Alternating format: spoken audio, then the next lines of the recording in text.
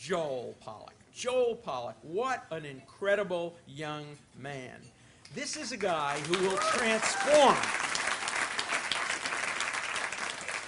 He will transform Congress. He's not only going to do the obvious things, raise the level of IQ of Congress by probably 50 or 60 points alone, raise the work ethic of Congress, and raise the level of support, most importantly, for a robust foreign policy, which I think we're lacking in the United States today.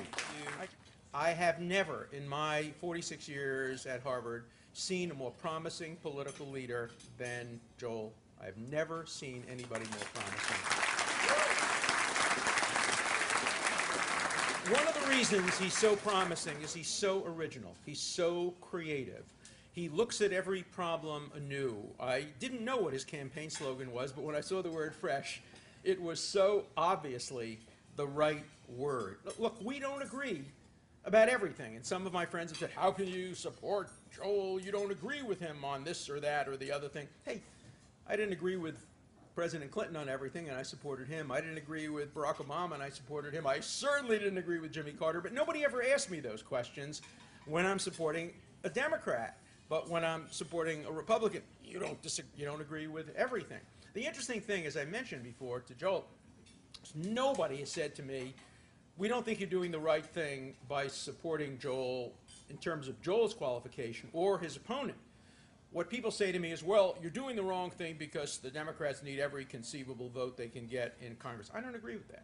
I think what's needed at this time and place is a thoughtful, loyal opposition, particularly on the issue of foreign policy.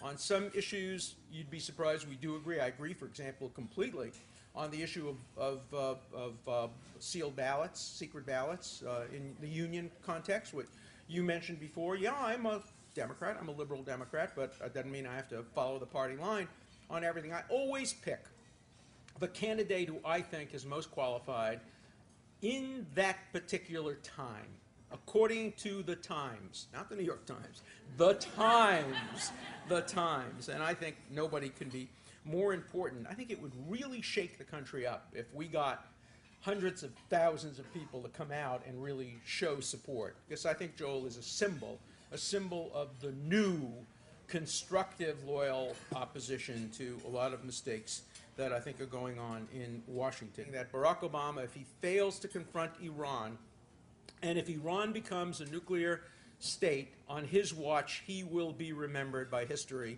in the same way that Neville Chamberlain is remembered. And we need strong people in Congress to stand up to this mistake in foreign policy.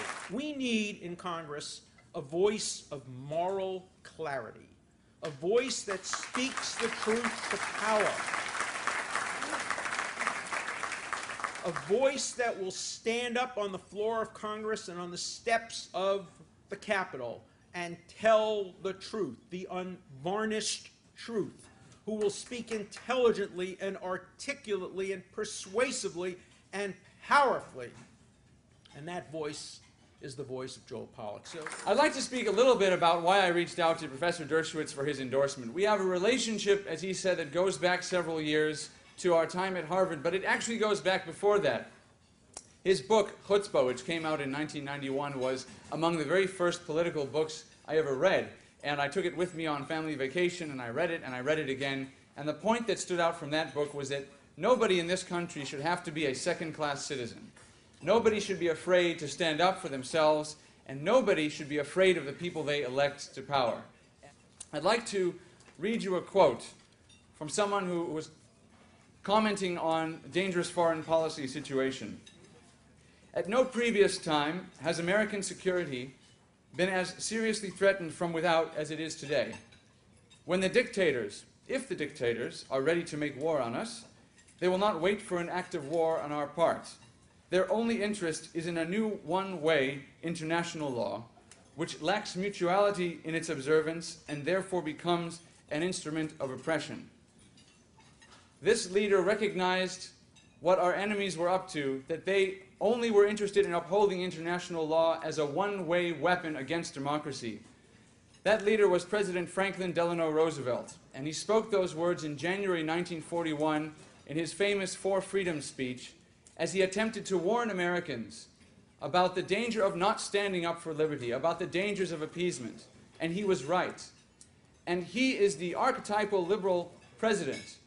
What we have today is a view that suggests we should appease, that we should accommodate terror, that we should allow certain countries to become nuclear powers because they say their intentions are peaceful. That is not liberalism as Franklin Delano Roosevelt practiced it and preached it. That is radicalism. I'm facing an opponent who has made certain strategic choices to stand with those who want to blame Israel first. I'm very proud to have Alan Dershowitz at my fundraiser. She had Helen Thomas at hers last month.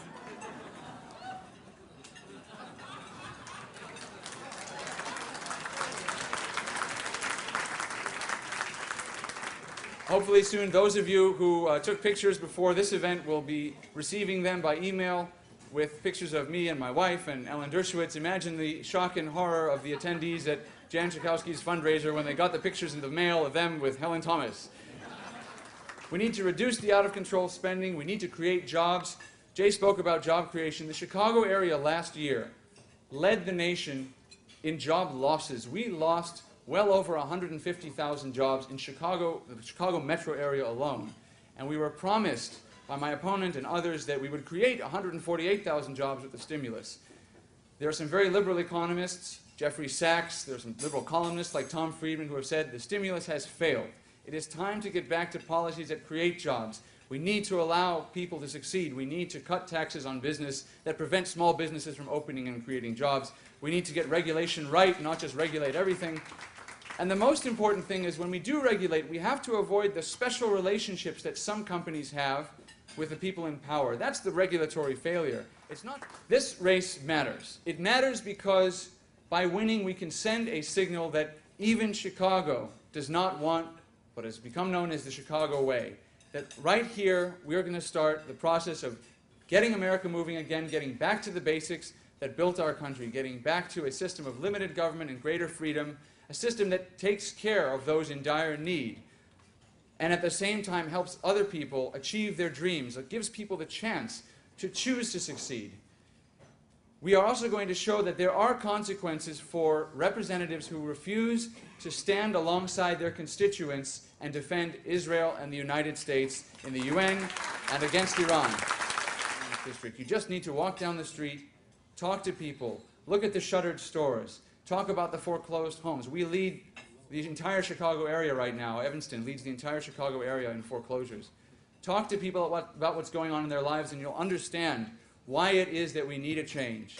You'll understand, and that's why I know why I do what I do every day when I'm up early at the train stations and when I'm up late at night writing my articles and blogs for the next day. Thank you all very much for joining me. We'll see you every day from now until November, and victory will come on November 2nd for Chicago, for Cook County, Illinois, and for the American people. Thank you very much.